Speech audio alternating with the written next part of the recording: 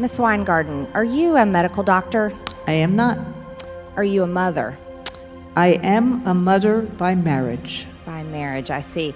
And my wife is here with me, so I'm really glad that she's here, Rabbi Sharon Klein. Miss Weingarten, and you haven't taught school since the 90s, so you're not a teacher anymore.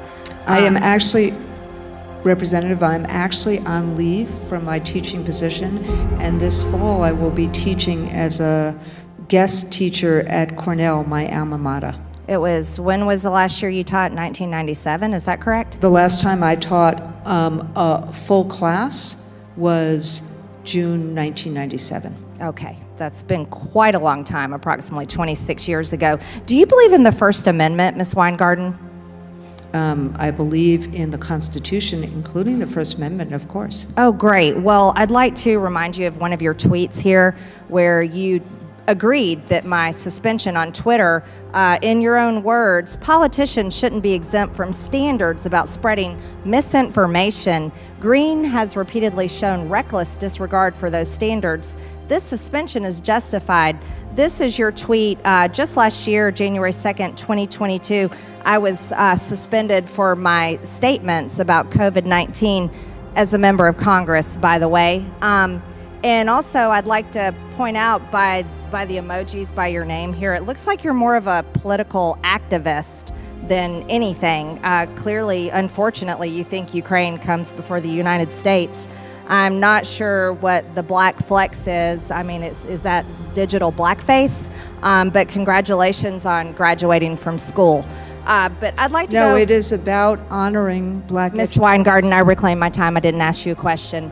Sorry. What I'd like to talk about is your recommendations to the CDC as not a medical doctor, not a biological mother, and really not a teacher either.